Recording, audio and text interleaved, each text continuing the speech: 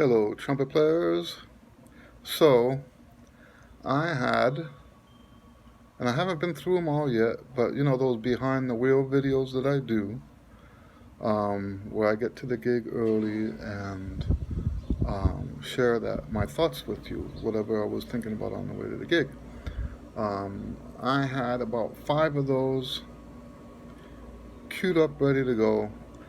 The one that was supposed to go out this week, not so happy with that. You know, I'm a Christian. You guys already know that. And there's this thing in the Bible where it talks about the peace, let's let God's peace. It's Colossians 3:15, I think. Let the peace of God rule your. I forget the exact. I shouldn't be talking about this stuff. I'm like the worst guy in the world about quoting scripture, right? But I just don't feel I don't feel that peace about that video. And you know, sometimes I'm reckless and I will go against that peace. This time I'm not going to do that, right? So I was thinking, you know, my wife and I were sitting with my mom. I'm still on vacation, okay? Sitting here in Phoenix. And we were sitting earlier today talking to my mom about something completely unrelated to music. And it got me thinking about something I teach my students. And I thought, you know what, that would be something good to share with you guys today, even though I'm not sitting in my car. We'll still call this one of the behind the wheel things, okay? So here's the thing. Today when we talk about confidence, we think that confidence is a feeling. And that's not really how it works. If you think about it, feeling confident is not the same thing as being confident. And you know, in our society today, I think we teach a lot about feelings. Feeling in love as opposed to loving somebody, right? And I'm only using this as a parallel example. But feeling like you love somebody and actually loving somebody, those are two different things. Feeling compassionate and being compassionate, two different things. And I actually think that the feeling stuff, the people who try to, that their objective is to feel, to experience compassion, that feeling of compassion, to feel and experience that feeling of love, those people are living really screwed up lives, in my opinion, right? And I see this play out constantly in the private lessons. I don't care how confident you feel. And it's ironic, right? Because there's people that feel confident and crash and burn in their performances. And then there's people who don't feel confident and go in there and totally nail it. That just goes to show you. See, my teaching career and my performance career as well, but my teaching career has shown me that feeling confident is basically nothing. Nothing. It has absolutely no effect on the value of your life.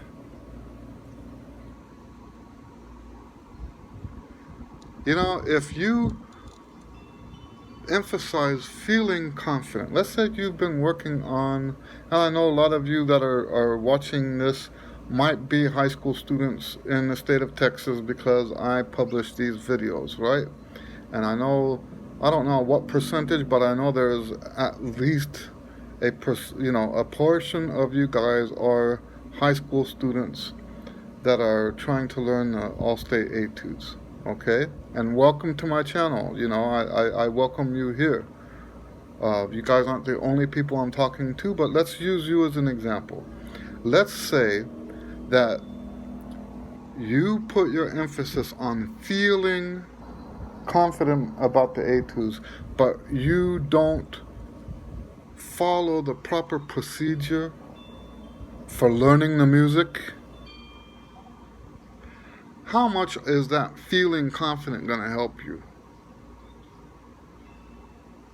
The truth is, it doesn't help you at all. In fact, what it can do is really pull the rug under your feet. Have you ever heard that term before? You pull the rug out and you topple, right? Because your balance has been set off, right? So people say, pull the rug out from under you. Um, so how does feeling confident do that to you? Because if you felt confident and you weren't confident, you go into it, into the performance, lying to yourself, because that is a lie, to feel confident when you're not confident. You go into the performance lying to yourself, thinking that you have mastered something, thinking that you have created value in your music somehow because of your feelings, but you haven't practiced the music properly.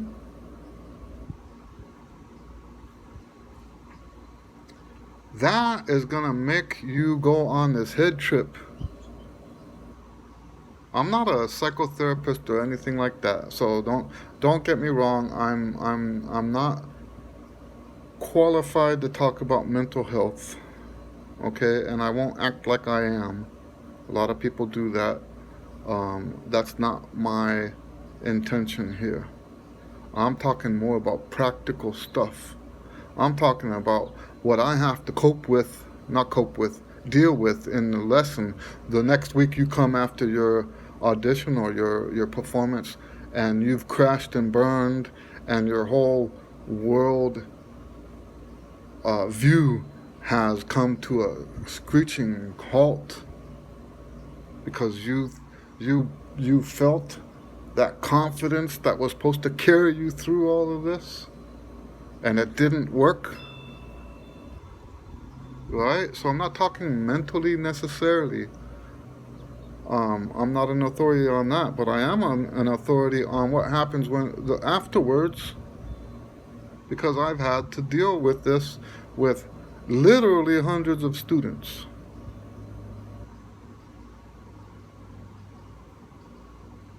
And it's really, the temptation to want to emphasize feel over skill is it's so tempting today, right? Because it's everywhere. We're bombarded with this language everywhere we go about your passion carrying you through. Okay, I don't care how passionate you are. I've had very successful students that weren't passionate at all, and they kicked all those kicked all those passionate guys' butts because they got the work done. I think some people think that because they feel it, that means they are. If I feel, and once again, I'm using this as a parallel example. If I feel like I love you, I'm a loving person. Or vice versa, I'm a loving person, therefore I feel like, and it's such a big mess. It's a mess. When you get down to the bottom line, you haven't done anything. And I see this on the gigs too. You know that? I see this on the gigs. We have now a new generation of musicians coming into the field and onto the gigs and stuff like that. And they've actually been taught in school to be confident. emotionally speaking, right? They've been taught to behave that way, which really, from the perspective of my generation, you guys just look like a bunch of jerks because you've got confidence and no skills, which just makes you an arrogant jerk.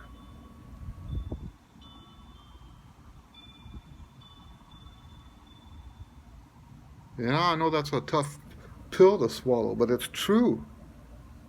I don't care how confident you are. If you don't know the tune, you don't know the tune. Being feeling emotionally more confident is going to help you do that. And you know what? What I've seen is that these guys that portray this confidence, the what they how they've been taught in school, follow your passion, all this stuff, right? Then they get to the gig and they crash and burn. Okay, the worst case scenario is that they don't even know that they crashed and burned because everyone in their life has always told them how wonderful they are. That's the worst case scenario. They get on the gig, they sound horrible, but they can't even tell. And today, you can't even tell those guys how horrible they are because they're so touchy. And they wonder why they don't get called the next time.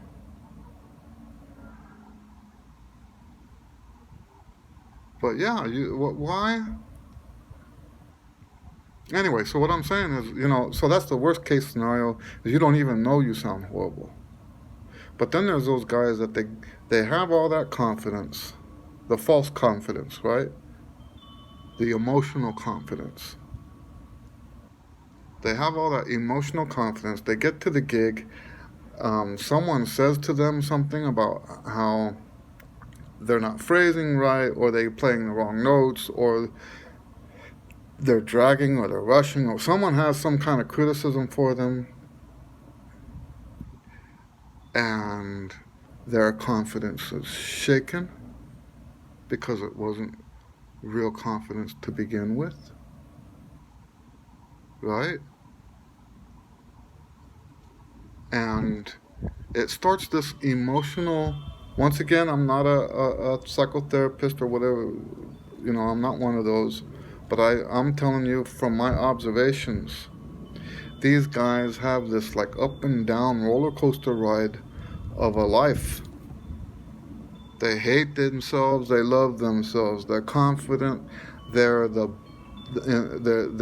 in the pits, and they go through this oscillating cycle all the time because to them it's all emotional. And see, here's the thing: is emotions are just shallow. Emotions are like the wind blowing. That came to my mind right now because I see the wind blowing. My mom told me this morning, she said, we're sitting out here, and she says, oh, the wind blowing in another direction. Well, that's life, right? The wind blows this way, you're happy. The wind blows the other way, you're not happy anymore.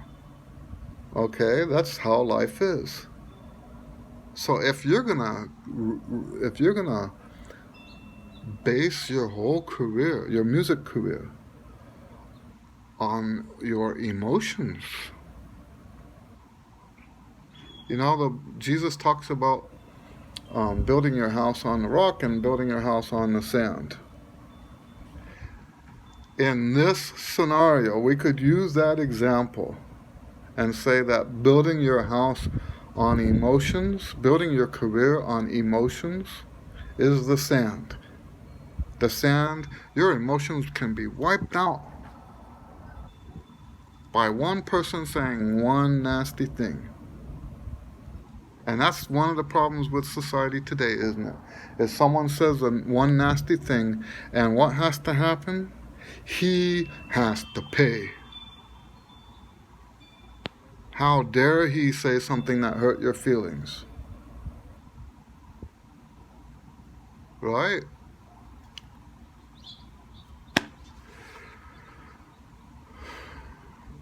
Right? Let me tell you what real confidence is. You've played it correctly 500 times in a row. You get on stage and you know it's not a feeling, it's a knowledge. You get on stage and you know that after 500 times correctly, the 501st time is going to be correct. That's called confidence. That's what confidence is. It's a knowledge that you got it. It's not a feeling. And if you try to get the feeling, so you can feel confident and be confident at the same time, but they're not the same thing. Okay? They are not the same thing. You can feel and be at the same time, but they're not the same thing. You can also be confident and not feel confident. And in this society where we value the feelings over the substance, so many of you have gone that direction. So many of you have learned how to feel like a confident musician, like a confident trumpet player,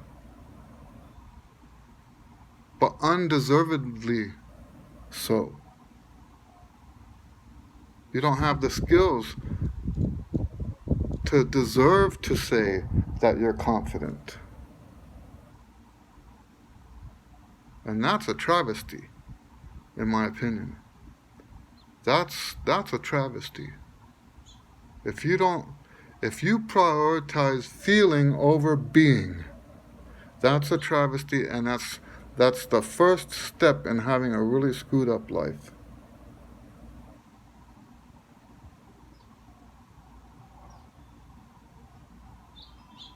And the thing is, I actually unsubscribed today from 3 different. Okay, let me tell you what I've been doing. I've subscribed to as many trumpet channels as I can here on YouTube. But there's some trumpet players that are like the epitome of what I'm talking about here. There are some trumpet players that are the epitome of what I'm saying.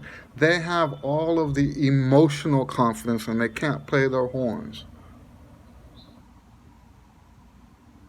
And actually, to me, I don't want to say it bothers me, but I don't want to see that on my feed anymore. I hope that makes sense. I don't need to be seeing that. It doesn't bother me. I know it's there. It would bother me if if you were my student, right? If you're my student, but that's the thing is here's the good news, right? When I talk to my students about this, they get a hang on it. The ones that get all, I've had plenty of students that come in and they have this whole false cycle of confidence and then disaster and then confidence and disaster in their emotional experience as a musician, right? And when I get them to take their mind off of all that and focus on what it takes to actually be confident instead of feel confident, that emotional roller coaster that they're on, connected to the music, that just stops. It just stops. Because now, when we talk about this kind of stuff, the truth is that rock that we can build on. Okay? And yes, that's another Christian ism, right? That's another Christian ism. The truth will set you free. Well, in that case, they're talking about Jesus Christ as the truth. In the case of in the context of what I'm talking about right now, I'm talking about the truth as in reality, and then in contrast to how you feel. Feelings are fleeting, right? Feelings come and go in any direction. I remember reading, yes, I read these kind of books, or at least I used to. Now that I have so much internet sources, I don't read as much as I should. But I was reading, I think it was Bram Stoker's Dracula, like the original Dracula book. I think it was this book. And the doctor comes in and he starts laughing when he hears the story. He starts laughing and he has to apologize. He says, I'm so sorry for laughing. He says, laughter comes and goes as it wishes. You have no control over it. That's Now, that was, how long ago was that written? That was written about 130, 140 years ago. People knew back then that emotions were something separate from reality. He apologized because he knew it wasn't appropriate to laugh at that moment. But the emotions have a life of their own. And it's not part of reality. The emotions are not part of reality. Emotions are just, we have these hormones going on. They didn't know about hormones back then, but they understood emotions, I think, a lot better 150 years ago than we do today. Isn't that ironic? We've got all this science today to tell us all this stuff. And we understand emotions far less today than they did 150 years ago. That's my opinion. I think sometimes the science is just a cop-out for, I'm not saying science is bad, but I think sometimes the science gives people stupid excuses for not doing the right thing.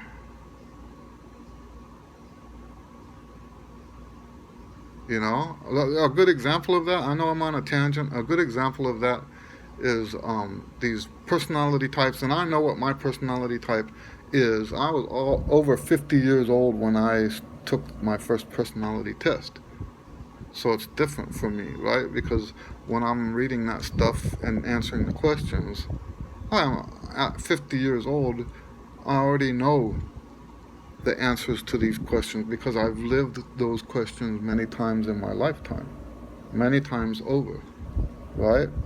But I do believe, and when I see on YouTube and stuff like that, people talking about their personalities, a lot of times they use that science as an excuse for bad behavior, and I don't believe that's a good thing. So like for example, my personality type is INTP. There's a bunch of bad stuff associated with my personality type, right? There's a bunch of bad stuff. There's laziness, procrastination, stuff like that. Those are things I have to work on.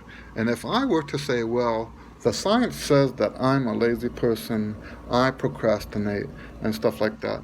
If I use the science as an excuse to say, well, that's just how I am,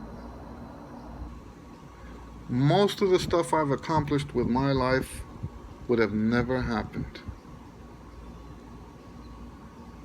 So yes, oftentimes we use science as an excuse to fail and to be worse than we should be, to fall short of the mark. So going back to the subject, the hormones that course inside of us, a lot of that's uncontrollable. And we use sometimes the science of those hormones as I'm watching a bird try to eat a lizard. How cool is that? Anyway, we use the science sometimes as an excuse to not do well. And the reality is so for example, I used earlier the example of using a practice procedure to learner compositions for a performance. And in this case, we could say that we're talking about an audition piece like Allstate or whatever, right? I have a 7-step process for learning music, like the Allstate music. A 7-step process. Eventually that book will be published. It's like 2/3 done now. I'm trying to finish publishing these compositions that they've already been written. I'm just trying to get them published so that I can move on to these books and get the books done. The compositions that I'm working on right now are going to take months to finish. So I can use my non-composing time, my publishing time, to finish these books. But one of those books is this process that I teach my students on how to work up a piece of music. And what's nice about this process, it's scalable. So you can say, well, this particular performance or the piece that I'm playing is not that important to me. So instead of doing 100% of this, I can scale it down to 50%. Or even, I've seen some students do 20% and have positive results. Better results than if they didn't do the system at all. That's how powerful this 7-step approach is. Now, let me tell you this. The reason I'm sharing you with that is not so I can sell a book. That book isn't even available yet, right? So how would I sell it? The reason I'm telling you that is because someone that goes through those 7 stages, that's confidence. That's what you can call confident, okay? When you go through those 7 stages, you come out of that with confidence. You may not feel confident, but you will be confident. And there's a huge difference, right? I hope I've made this clear, okay?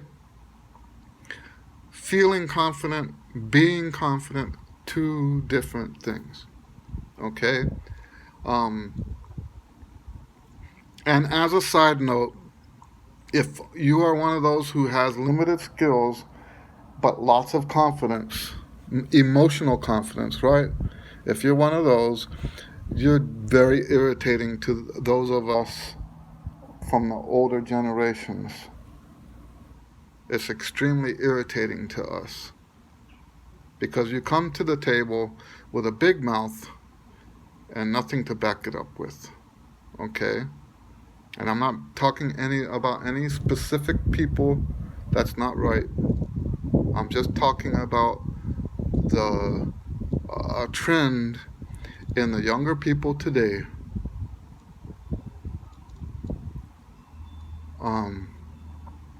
To have empty confidence, empty, shallow, emotional confidence instead of actually doing the work it takes to be confident. Okay? That's what I have for you. So this will be, I guess this will be unless something happens on the road, this will be my last video from Phoenix. Then it's back into, so when I get back, hit the ground running. I live a very busy life, to say the least, right? I'll be driving all day on Friday, driving most of the day on Thursday, driving all day on Friday. Saturday morning we will start with the Q&A again. Then I have a full day of students, a gig that night, and then what I have to also do is make a video or 2 on Saturday because the music comes out on Monday, right? The Allstate music comes out on Monday. And I start my master classes on Tuesday or Wednesday. I don't have that information here. And I would like to have the slow version of those etudes done before I start the master classes. And at this point, we don't even know what the music is yet, right? So I have to learn the music, which normally with the all-state music, it doesn't take me that much time to learn. But that said, talking about that confidence thing, I use the same 7 steps when I learn the all-state music as what I teach my students. I just scale it down. I told you it's scalable, right? Those 7 stages are scalable. So I just scale it down because the music is a little bit too easy. Sometimes there might be like 2 measures in one of the etudes that I have to work on. But other than that, normally the music's too easy for me to practice, right, seriously. So I'll go through the process of those 7 stages. Like it might take for 3 etudes. See, that's where I'm a little concerned this year, because the master classes start, I think last year I had 3 or 4 days. This year I have not even 2 days, I think. So it's going to be, and last year also, you guys crashed the website, right? Everybody checking the etudes at the same time, and I couldn't get on. I didn't get on until like in the evening, because too many people were accessing the website at once.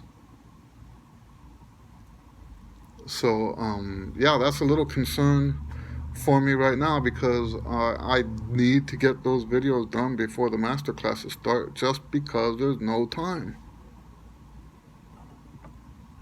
So we'll see how that goes. Anyway, so that's what I wanted to leave you with about the confidence. There's a huge difference between being confident and feeling confident. I tell people that I think I probably have the most comprehensive approach to helping students with stage fright, performance anxiety, right? I think I have probably the most comprehensive approach. Most people I hear who speak on this topic, on stage fright, it's like they have one thing that they're focusing on, and look up the word panacea. Maybe I'm using it wrong in a wrong context. My understanding is that panacea is something you could blame everything on, right? Oh no, I'm sorry. Panacea is like anyway. So panacea is the opposite of that. So, well, I'm sounding like an idiot. Panacea is when you have one solution that solves every problem. So I was thinking of scapegoat, right? Scapegoat is the thing that you blame everything on. So panacea and scapegoat go together, right? That's why I was getting them confused. Scapegoat and panacea, you almost have to have a scapegoat in order for the panacea thinking to work, right? Because if you say this one thing will fix all your problems, then you're saying that all problems can be blamed on that one thing. So that's why the panacea and the scapegoat go together. Okay? So, and the thing is, I've been teaching since 1980.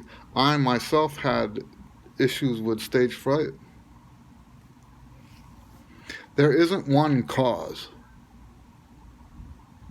And this thing that we're talking about, the confidence thing, is actually one of those things that if you can... So, there's people that say that if you want to get rid of stage fright, then you just need to practice more. And How many people have I met that said that didn't work for them? Well, part of the reason it doesn't work is because of this emotional thing. They think that they need to build emotional confidence, and just spending more time practicing doesn't do that. You actually have to follow certain procedures. Okay? So yes, this confidence thing is one thing out of a whole bunch of things that can cause your performance anxiety. There's other stuff too. That's another book I'm gonna write eventually. The Stages book has to be first. There's other books too, though. I have a list of books that need to be written. I think I mentioned that before on these videos. There's a list of books, and I was keeping it mentally in my head, and I decided recently that I should really write these down so I could prioritize it, right? Because I'm about to finish publishing these compositions, and I can get started on getting these books finished, because I think this stuff is important, right? I think these things that I'm sharing with you are important. More important than the compositions. Now, the problem is the compositions are making me money right now, and it's kind of hard to prioritize the books over that. But that's what I do. This is how I operate. This is more important for you. So that's why I'm making these books a priority. So yeah, the the the stage fright book and all these other books. Oh, that's what I was saying, is that, you know, I decided I needed to write this stuff down, and it was actually more books that I have right here ready to go than I thought. When you start writing them down, it's like, oh man, that's a lot of work. And I think I mentioned before that I have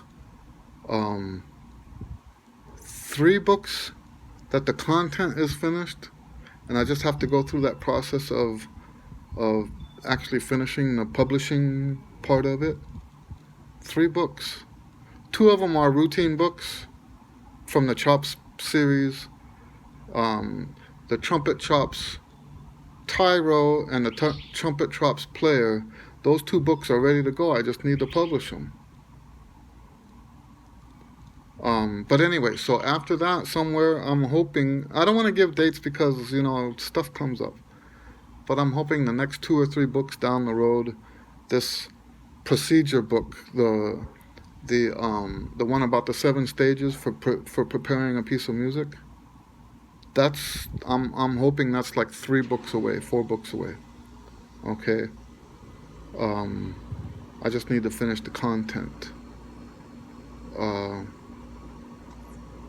Anyway, so those of you that want to learn that procedure, you need to take a lesson, because that book is not available right now. Okay? All right. Anyway, thanks for hanging out for almost 40 minutes, listening to me gab while I'm on vacation. Hey, vacation's cool, right? Me and my wife, we don't take time off. Oh, that's a little bit. That's not actually true. Okay, so let's say during any given week, we do take a Sabbath, right? So we take Sunday off. If I have to work Sunday, I move it to a different day. We do take 1 day off a week. But what I mean is we don't take vacation. The only vacation we take is Christmas Day, and not even Easter, right? Because Easter's on Sunday. So Christmas Day, and there's another one. I forget which one. Oh, Thanksgiving. Those are the only quote-unquote holidays that we take. Other than that, we just take Sunday off. Every other day, we work hard. We work. And so it's nice when we do go on vacation, to break away from that daily grind and just relax, spend time with family, and all that stuff, because we don't really do enough of that. I talk about not taking time off as if I'm proud of that, but it's not really something to be so proud of. Anyway, very good. God bless you guys. If you have questions about what I said, you can feel free to ask below. But anyway, God bless you. We'll see you on the next video.